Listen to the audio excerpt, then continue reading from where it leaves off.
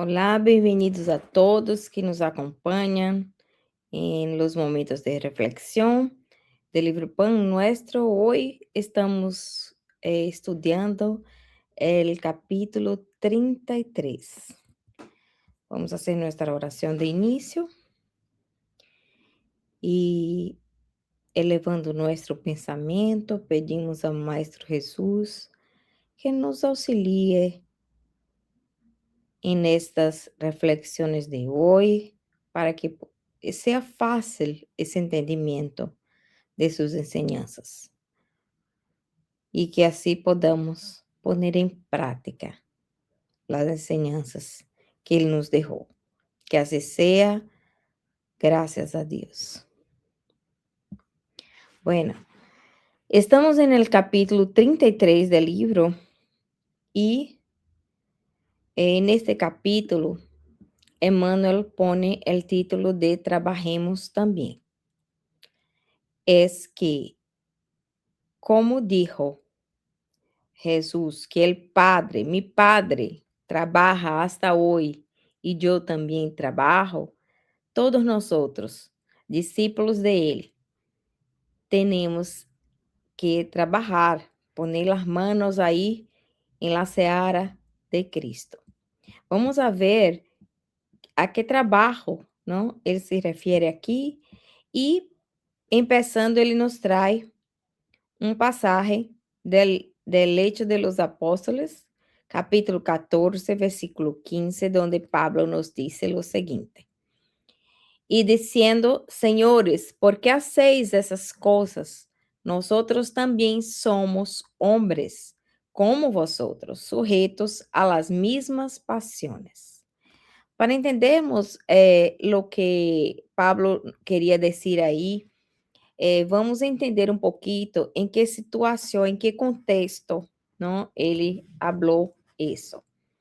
E miren aí que ele está falando que ele é igual, que é homem, está também sujeito a todas as paixões humanas que nós outros, não? Então vamos a ver aí que ele quer dizer. Que contexto ele dijo isso? Entonces Pablo estaba en su primer viaje apostólica, ¿no? Junto con Barnabé, y ellos estaban entrando en la ciudad de Listra. Pablo y Barnabé entraron en la ciudad para evangelizar y Pablo en este momento ve un paralítico que estaba ahí de nacimiento y le dice, levántate y camina. E esse paralítico foi sanado. E nesse momento, todas as pessoas que estavam aí, não, creyeron que eles dois eram deuses, que estavam reencarnados, aí seria os deuses, a reencarnação de Júpiter e Mercúrio, que nesta época, em la região que eles estavam, era uma região que tinha essa crença politeísta, não creía em vários deuses. E depois de isso, Pablo e Barnabé tiveram muita dificuldade em contener esta multitud que queriam oferecer sacrifícios a eles como deuses, não? Como creiam que eles eram deuses. Por isso ele disse, nós somos homens como ustedes. Então, querendo dizer, não somos deuses, somos também los mismos. En el libro de los espíritus, la pregunta 675, Kardec nos hace essa pergunta. Hace a los espíritus essa pergunta. Solo debemos entender por trabajo las ocupaciones materiales. Y los espíritus contestaron no. El espíritu trabaja como el cuerpo. Toda ocupación útil es un trabajo. Entonces, como estava Pablo e Barnabé aí, não, em suas plegarias, também estavam trabalhando nessa seara de Cristo, haciendo lo que podían para llevar este cristianismo hasta las personas que todavía não creían en un Dios solamente. Aí, en esse livro, Pensamento e Vida, também de Emmanuel, ¿no? Emmanuel nos dice lo seguinte: la humildad, fuerza divina, se refleja luminosa en los dominios de la naturaleza, que expresan en forma efectiva el reinado de Dios al patrocinar el progreso y la renovación. ¿Por qué viene la humildad ahí en este caso? Porque miren, cuando ellos estaban allá, los hombres de la ciudad, la multitud, los estaban idolatrando como si ellos fueran dioses, ¿no? Y ellos, con la humildad que les era propia, ¿no? Ya dijeron a la multitud: no somos hombres también, tenemos las mismas dificultades humanas que ustedes, ¿no? Y esta humildad en, en una ocasión como esta, donde hay un montón de personas querendo idolatrar a una persona, es muy difícil. Y por eso que Emmanuel nos trae aquí eso sobre la humildad, porque la humildad hay que estar presente en nuestros trabajos, en todo lo que hacemos, porque eso es lo que patrocina, como él dice aquí, nuestro progreso y nuestra renovación como espíritu.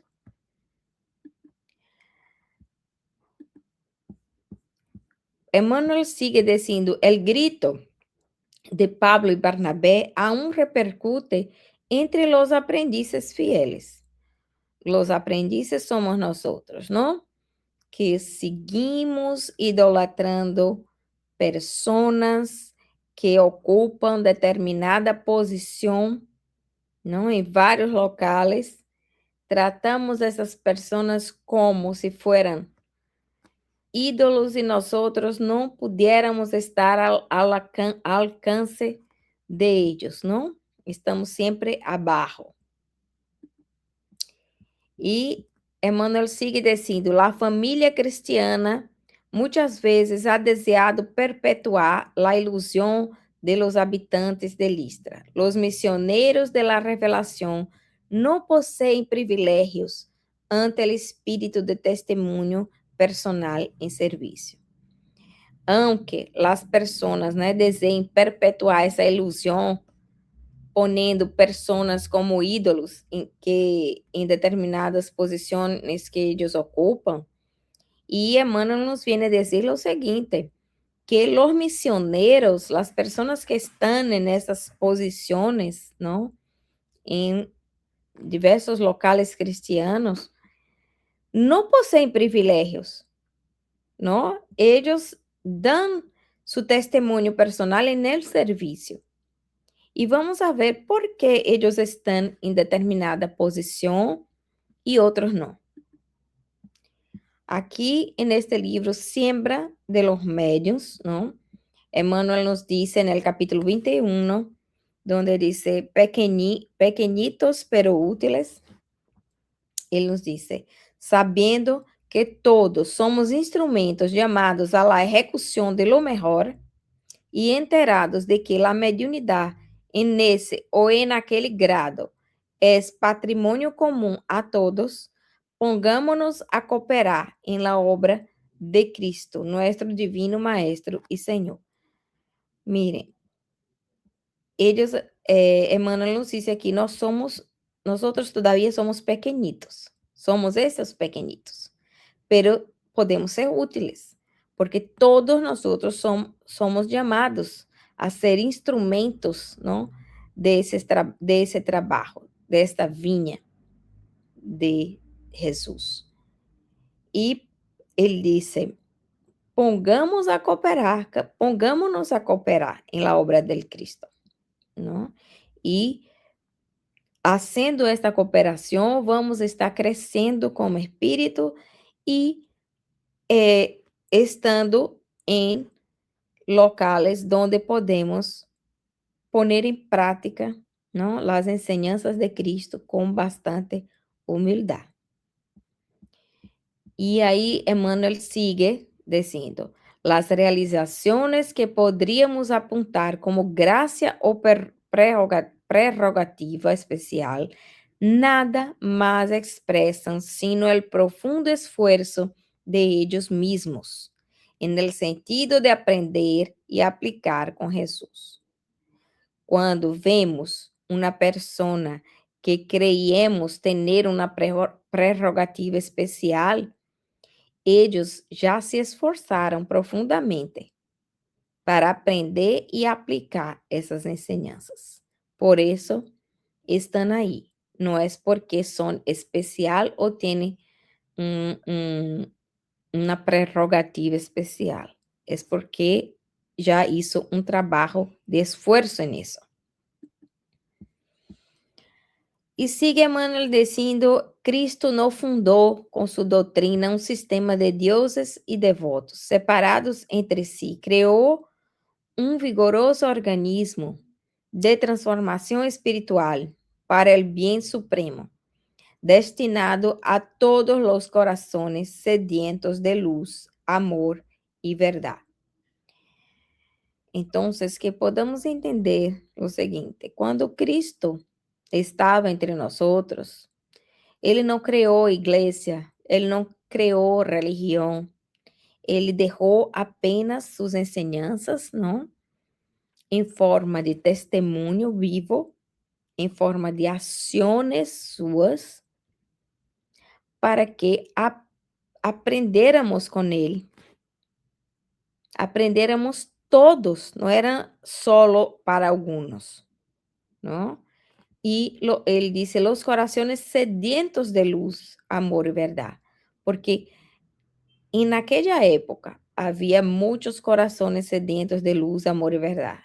E hoje, hasta hoje, não, 2000 anos depois de la venida de Cristo, todavia seguimos sedientos de luz, amor e verdade. Não progressamos muito nisso. Bem, Kardec nos disse uma coisa importante aqui. Em la pergunta 894, miren lo que ele perguntou. Há pessoas que hacen el bien por un impulso espontáneo, sin que tengan que vencer ningún sentimiento contrario. Poseen ellas tanto mérito como las que tienen que luchar contra su propia naturaleza y la dominan. Que él pregunta, si las personas que hacen, ¿no?, el trabajo en la viña de Jesús con mucha facilidad, tiene más mérito, ¿no?, que las otras que tienen que luchar con su propia naturaleza. Y los espíritus contestaron que las que no tienen que luchar es porque en ellas el progreso ya se llevó a cabo, No es que tuvieron un mérito de que ese progreso tenga sido llevado a cabo de un día al otro, ¿no? Lucharon anteriormente y triunfaron. Por eso los buenos sentimientos no les cuestan ningún esfuerzo y sus acciones les resultan absolutamente naturales. Cuando lucharmos y triunfarmos sobre estas debilidades humanas que todavía tenemos, esto va a fluir mucho más fácilmente de nosotros y naturalmente, ¿no? Solo falta nuestro esfuerzo en eso. Aqui sigue Emmanuel dizendo, en el Evangelho vemos a Magdalena arrastrando dolorosos enganos, a Pablo perseguindo ideales salvadores, Pedro negando al divino amigo, Marcos en lucha con sus propias vacilaciones. Entretanto, aún ahí contemplamos a la hija de Magdala renovada en el camino redentor. El gran perseguidor convertido en mensajero de la buena nueva, al discípulo frágil, conducido a la gloria espiritual, y al vacilante, transformado en evangelista de la humanidad entera. Miren, lo que ele nos dice aqui é que todos os personagens de la história cristiana que estão em uma posição de estar com Jesus, dar seu testemunho com Jesus, estar aí para todo com Ele, já tiveram em seus momentos de vacilação, não? Já tiveram seus momentos de dificuldade que tiveram que superar. E superaram todos. Todos eram pessoas com dificuldades morais humanas que temos. E todos conseguiram superar. E é isso que Emmanuel nos quer dizer, que não é privilégio de uns, é possível para todos nós outros conseguir isso. En este libro, Justicia Divina, que também é de Emmanuel, no en el capítulo 43, ele nos diz o seguinte: es indispensável que el espírito aprenda a ser grande en las tareas humildes, pues así sabrá ser humilde en las grandes tareas. Y miren, esta humildad hay que aprendermos mientras estamos caminando en las pequenas tareas, para que quando estejamos em grandes tareas, sepamos que essa humildade há que prosseguir com nós outros, não? É indispensável para nosso crescimento ter esta humildade em todas as tarefas que realizamos. E ele continua dizendo: el mal de muitos aprendizes procede de la idolatria a que se entregam alrededor de los valiosos exponentes de la fe viva, que aceptam en el sacrificio la verdadera fórmula de elevação. Los imaginam em tronos de fantasia e se les arrojan a los pies, sentindo-se confundidos, inaptos, miseráveis, olvidando que o Padre concede a todos os hijos as energias necessárias à la vitória. E aqui nos diz Emmanuel que muitos aprendizes, nós outros, não? Nos entregamos a esta idolatria, porque vemos nestas pessoas, não, que estão aí fazendo um trabalho mais grande. Ponemos essas pessoas em tronos de fantasia, como eles dizem aqui, e nos ponemos abaixo, creyendo que não podemos estar fazendo trabalhos tão grandes. Pero nosso Padre, como ele disse aqui, concede a todos, sem exceção, as energias necessárias à la vitória. Então, pongamos em prática, pongamos nossas manos en el trabalho, para que um dia isso também pueda ser natural em nós, fazer esses trabalhos grandes, com muita humildade. E aí, no livro Caminho, Verdade e Vida, Emmanuel nos diz o seguinte: muitos discípulos em las diversas escolas cristianas se entregam a investigações teológicas, transformando as enseñanzas del Senhor em relíquia muerta de los altares de piedra. No obstante, espera el Cristo que vayamos todos a convertir su evangelio de amor y sabiduría en compañero de la oración, en el libro escolar, en el aprendizaje de cada día, en fuente inspiradora de nuestras más humildes acciones y en el trabajo común y en el código de las buenas maneras del intercambio fraternal. Aqui nos diz Emmanuel o seguinte: que o aprendizado que vamos conseguindo, que pongamos em prática. Este aprendizado não é para quedar aí guardado como uma relíquia muerta, não? Não adelanta de nada decirmos, eu sei todo do evangelho segundo o espiritismo, ok, sei, e que hago com isso? Com esse conhecimento, não? Temos que poner em prática, com muita humildade. Sigue Emmanuel dizendo, naturalmente, todos devemos amor e respeito a las grandes figuras del camino cristiano. Sin embargo, por eso mismo, não podemos olvidar que Pablo e Pedro, como tantos outros, salieron de las flaquezas humanas hacia los dones celestiales y que el planeta terreno es una escuela de iluminación, poder y triunfo, siempre que buscamos entenderle la grandiosa misión. Entonces, que hoy veamos estes personagens del camino cristiano, como ele disse, que veamos como exemplos a seguir e não como ídolos, não? Sabendo que nós outros também podemos alcançar a hacer estes trabalhos. Podemos utilizar a imagem de Pablo e Pedro como um modelo a seguir, não?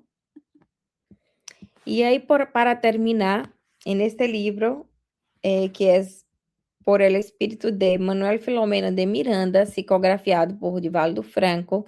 El libro se dice Entre los dos mundos y tenemos lo siguiente, la pregunta que fue hecha a Manuel Filomeno de Miranda. ¿Podemos afirmar que la Tierra es, en verdad, una escuela y que todos somos aprendices en ella? Y él contesta, así concibe el autor de esta obra el planeta que habitamos. Un mundo ricamente dotado de valores indiscutibles para la felicidad personal y colectiva. Una escuela bendita, un nido de esperanza y un taller para el crecimiento interior, así como un hospital para las almas enfermas, necesitadas por el momento del dolor, del sufrimiento, para comprender mejor el sentido de la existência. Bem, o que decimos aqui é que estamos já em um ambiente não próprio para todo aprendizado que necessitamos.